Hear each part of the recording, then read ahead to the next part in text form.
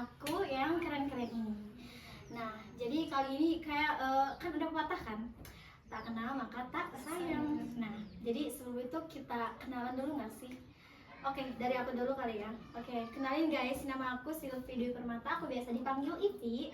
Dengan NPM 225009041. Aku berasal dari jurusan Agribisnis Fakultas Pertanian Universitas Siliwangi. Nah, lanjut, ada teman aku.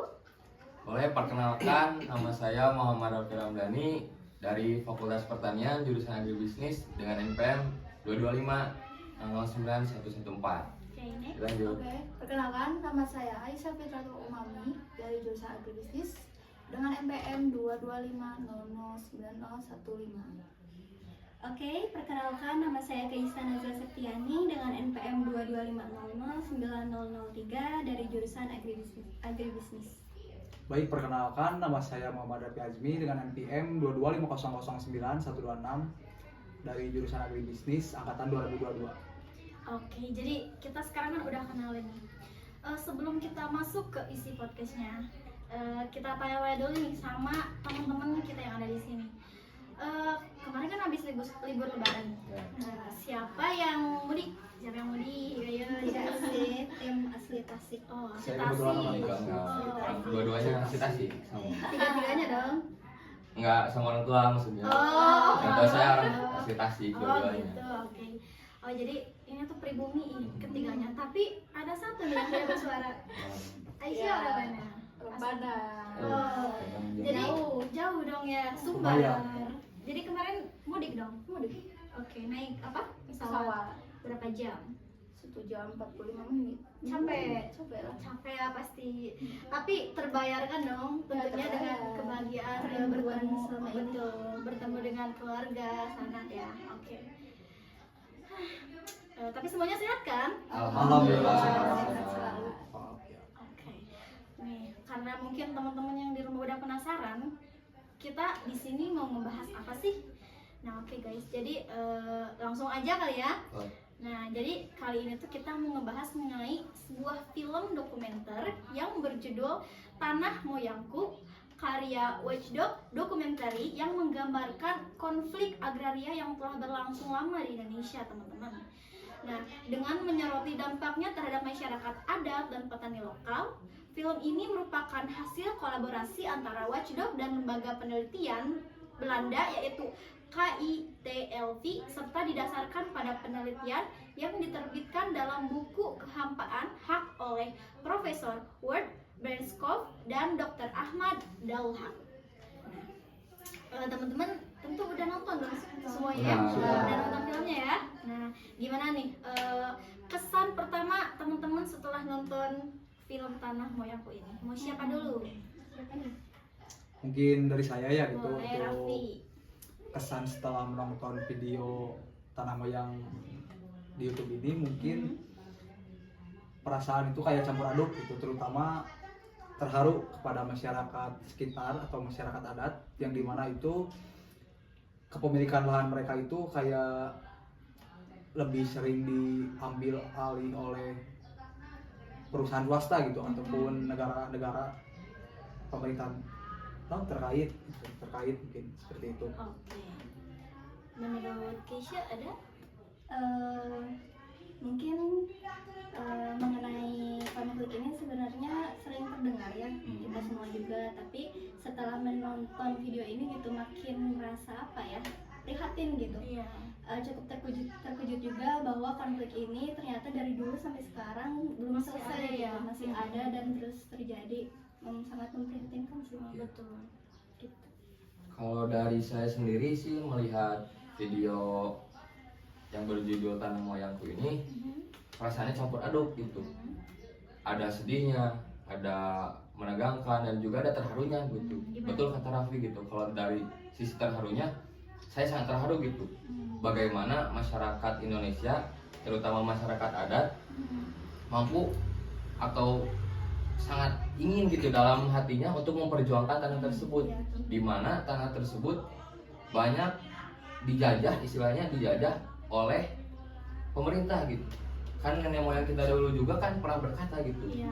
bahwasanya yang paling berat itu melawan bangsa kita sendiri daripada melawan penjajah gitu. Iya, betul. Dan terjadi pada saat ini bahwasanya kita sangat memprihatinkan gitu, bahwasanya kita sedang dijajah oleh masyarakat kita sendiri. Maka dari itu saya melihat gitu dari film tersebut bagaimana perjuangan masyarakat adat, bagaimana mereka mampu gitu merelakan nyawa mereka demi mempertahankan tanah mereka sendiri gitu.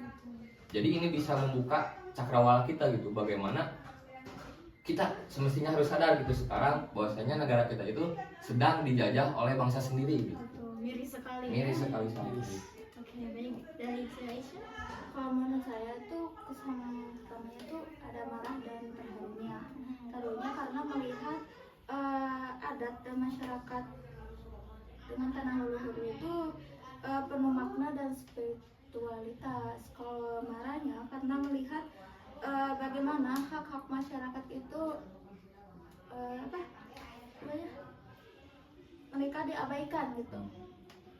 Oke, jadi miris ya kayak pemerintah kita belum bisa mengayomi masyarakatnya sendiri gitu.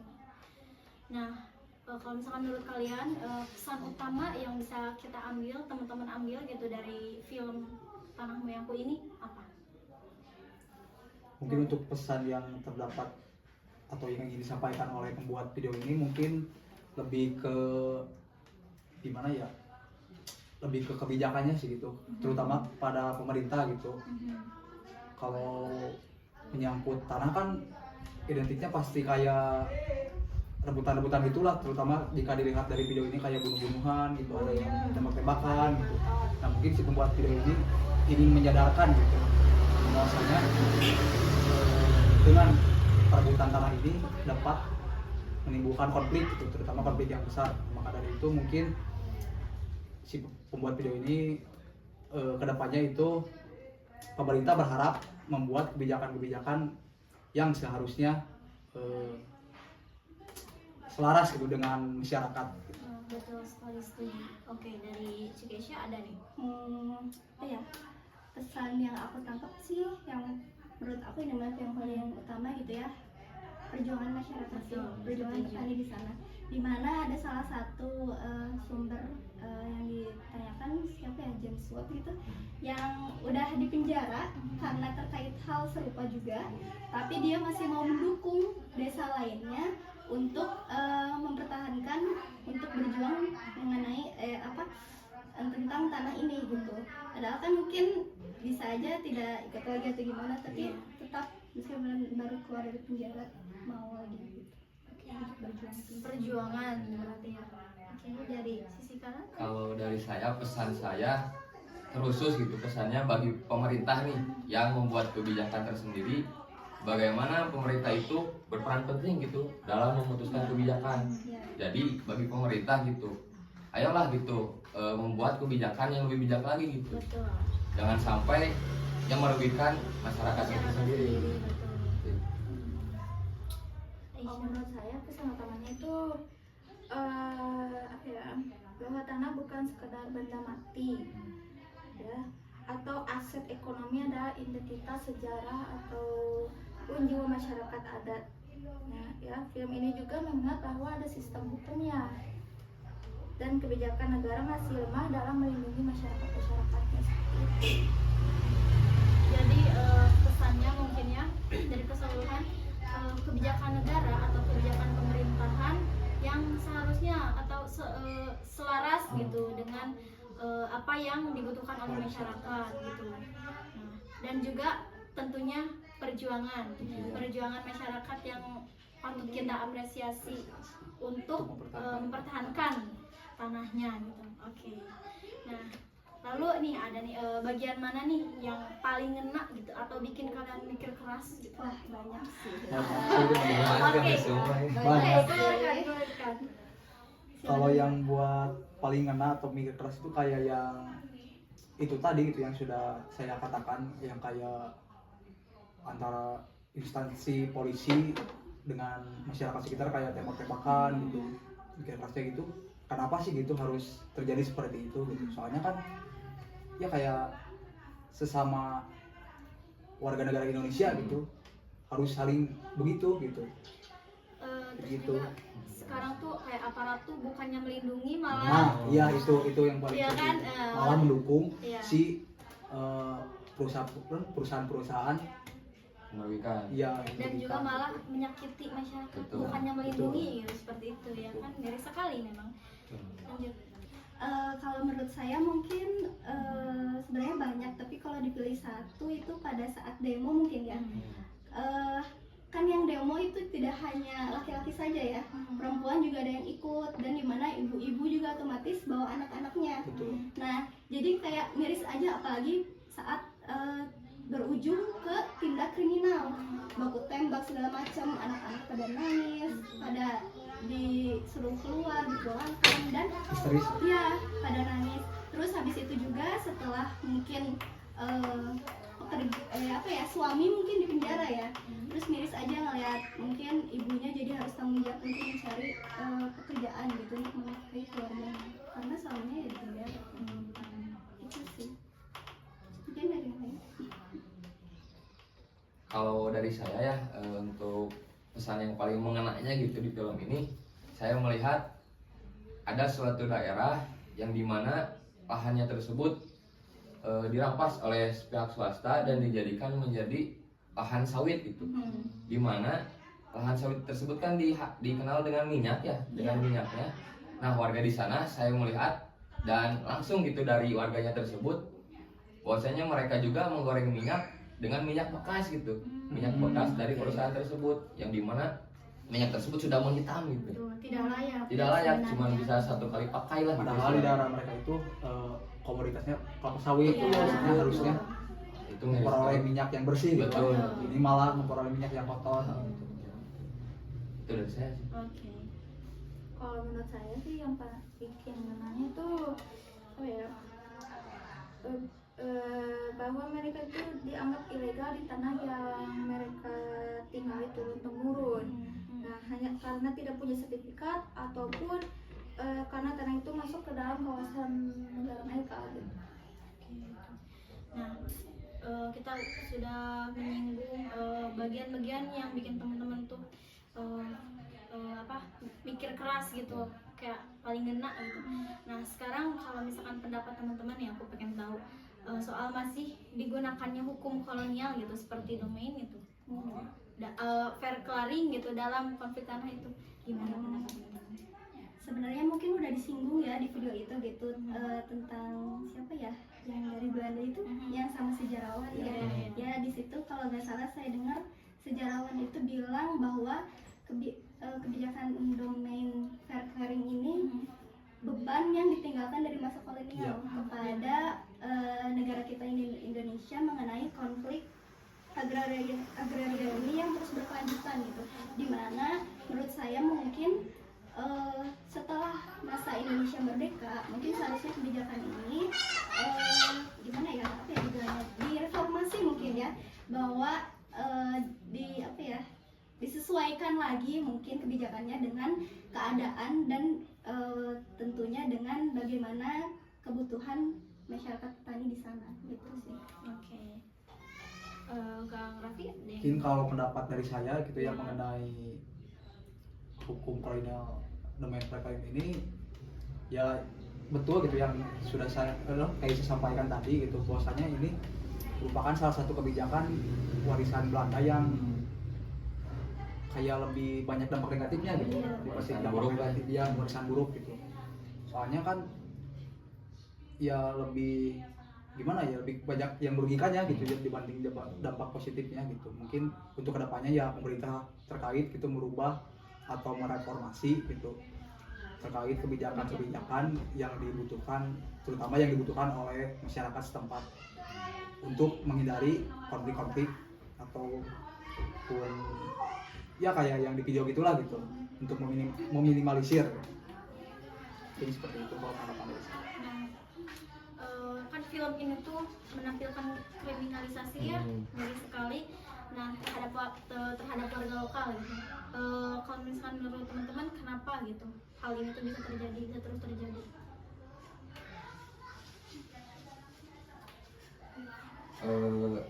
Menurut saya kenapa gitu kriminalisasi ini bisa tetap terjadi di tengah-tengah masyarakat dengan pihak aparat gitu.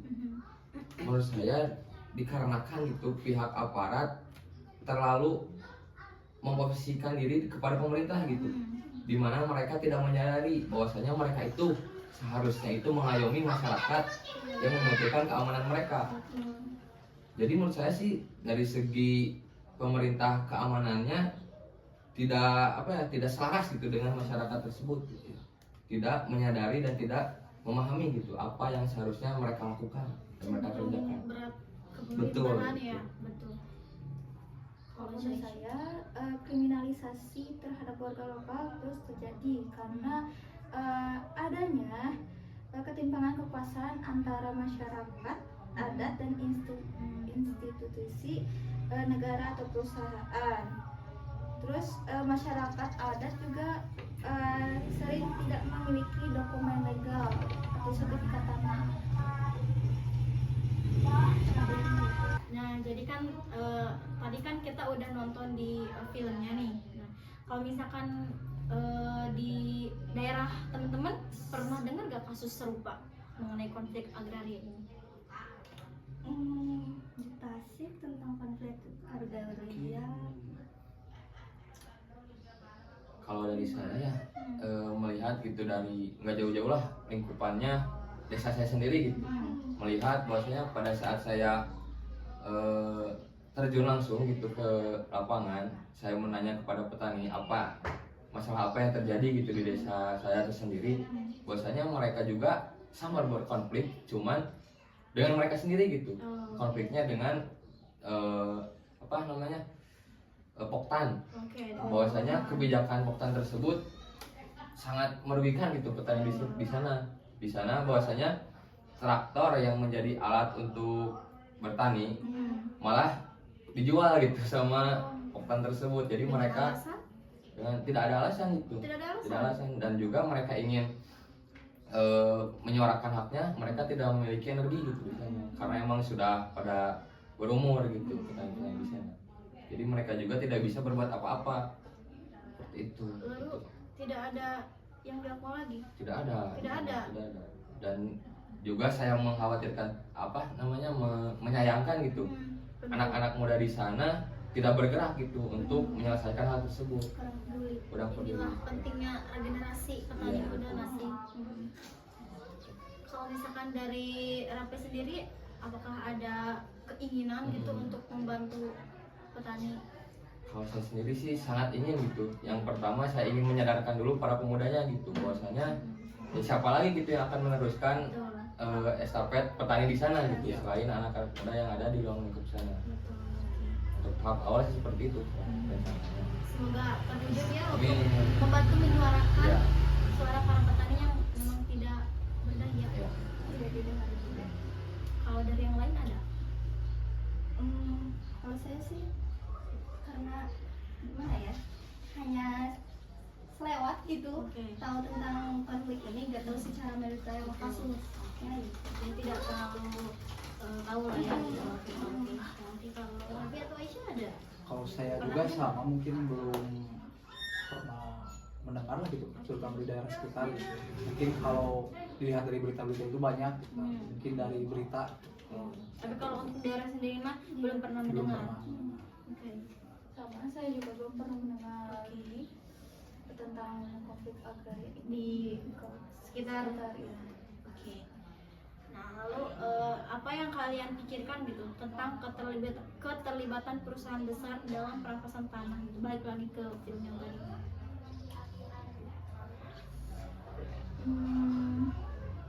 Coba Aisyah, dari Aisyah gimana? Kalau saya melihat keterlibatan perusahaan besar dalam perampasan tanah sebagai bentuk kolonialisme modern, itu mereka datang dengan modal besar, izin dari pemerintah, lalu dan janji pembangunan, tapi seringkali tidak melihat atau bahkan mengobarkan masyarakat lokal yang ada di tanah itu. Oke, dari Rapi? Kalau dari saya melihat hal tersebut bahwasanya pihak PT yang menjadi suatu sasaran gitu mereka merampas lahan milik keluarga. Di situ ada campur tangan dari pemerintah gitu, di mana pihak swasta tidak bisa gitu untuk misalkan apa ya mempunyai hak milik kecuali dengan izin pemerintah gitu. Di sana juga lagi-lagi peran pemerintah sangat dipentingkan untuk sangat dibutuhkan sekali membantu masyarakat. membantu masyarakat. Oke. Nah, lalu kalau teman-teman ketahui gitu, apakah ada kebijakan gitu yang selaras gitu dengan kepemilikan lahan dan pengelolaan air gitu? Lalu apakah pemerintahan cukup netral atau justru berat sebelah menurut teman-teman? Kindak kalau dari pendapat saya mungkin baru sebagian gitu kebijakan-kebijakan yang selaras dengan kepemilikan lahan ini. Namun lebih kebanyakannya itu kayak si pemerintah itu kayak lebih banyak berat sebelahnya gitu. Kayak dilihat dari video tadi deh gitu. Kan tanah masyarakat setempat itu tidak mempunyai surat menyurat ya gitu. Hanya ada bekas peninggalan makam leluhur mereka gitu. Nah, tapi oleh si perusahaan swasta ini diklaim gitu bahwa itu punya mereka gitu. Nah, terus si surat-suratnya itu kan otomatis ada juga gitu dari bantuan pemerintah lah kayak. Jadi kayak lebih berat sebelah ke PT gitu daripada ke masyarakat setempat gitu, yang sudah berpuluh-puluhan ribu bahkan beberapa ratus tahun itu yang sudah menempati daerah tersebut. Kalau dari Keisha ada nggak? Untuk kebijakan yang selaras dengan kepemilikan tanah ini mungkin kalau disebutkan contoh spesifik kebijakan yang berhasilnya mungkin belum ada ya, karena terbukti mungkin sampai saat ini juga konflik agraria masih terjadi kan. Jadi mungkin menurut saya untuk prioritasin dulu sih untuk menyelesaikan konflik agraria ini gitu. Terus juga kalau kecenderungan pemerintah apakah bagaimana, menurut saya tidak bisa dikatakan netral juga, karena ya bisa dilihatlah di video juga. Terus selain itu juga karena kan kriminalisasi petani juga masih terjadi gitu. Jadi gimana ya, bingung gitu, gak bisa dikatakan berpihak kemana gitu, tapi gak bisa juga dikatakan netral gitu. Itu sih. Nah, terus kan film ini tuh kan menunjukkan dampak sosial dan psikologis nih ke masyarakat. Nah, menurut kalian tuh apa sih yang paling menyakitkan atau tidak adil gitu? Kalau menurut saya yang paling menyakitkan dan tidak adil itu adalah masyarakat adat dianggap ilegal di tanah mereka sendiri. Nah, lalu dipaksa angkat kaki dari tempat yang sudah mereka huni secara turun-temurun. Bayangkan hidup di suatu tempat selama ratusan tahun tapi tiba-tiba diusir. Agak Menyedihkan sekali. Kalau dari saya dampak sosialnya adalah pasti akan berdampak terhadap keturunan mereka gitu. Dimana yang bisa kita lihat juga di video tersebut ya anak-anak kecil yang lagi sekolah gitu diusir di sekolahnya, dan juga mereka pun pada saat menyuarakan hak mereka gitu, mereka disebutkan oleh masyarakat juga seperti binatang gitu, mereka diseret, mereka ditembak. Ya mungkin dampaknya akan sangat berbekas lah gitu pada keturunan mereka. Dan juga pastinya ke psikologis mereka nggak sih, apalagi mereka masih usianya masih dini, pasti mentalnya sangat terganggu. Sekarang menurut teman-teman nih, gimana pandangannya mengenai pembangunan nasional versus hak hidup masyarakat lokal? Jadi dulu mungkin seringkali pembangunan nasional itu menurut saya ini ya kadang gimana ya, pembangunan nasional itu kadang mengorbankan hak-hak dari masyarakat gitu, hak dari hidup masyarakat, dimana mungkin contohnya untuk membangun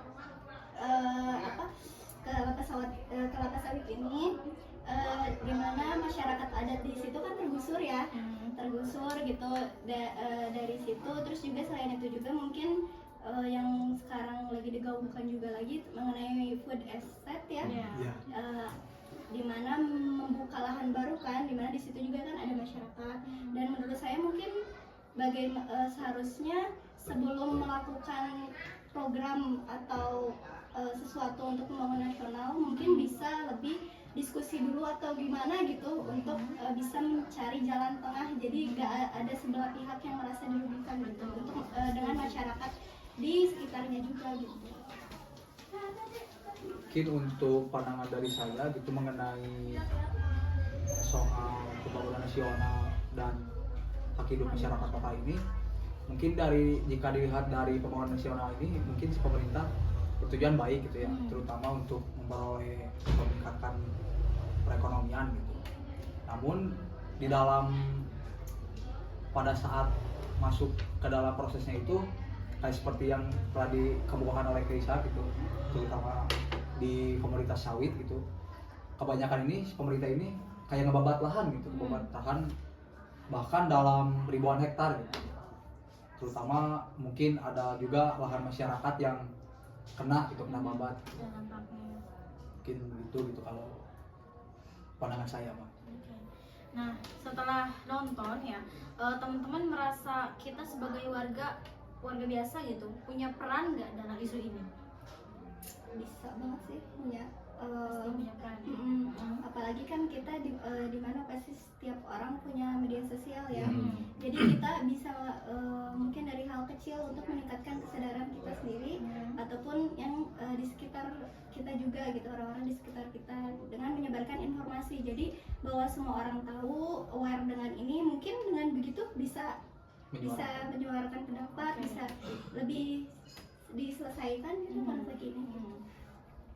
Kalau dari saya sendiri sih melihat dari kacamata mahasiswa ya, apalagi kita sekarang ini lagi duduk di perkuliahan gitu, bahwasanya kita pun sebenarnya punya peran gitu, bukan punya lagi, sebenarnya kita harus gitu memiliki Sebagai peran agent of change. betul, dimana mahasiswa juga agent of change kan disebutkan, bahwasanya ini merupakan beban untuk kita gitu, bagi mahasiswa untuk menyelesaikan permasalahan tersebut gitu.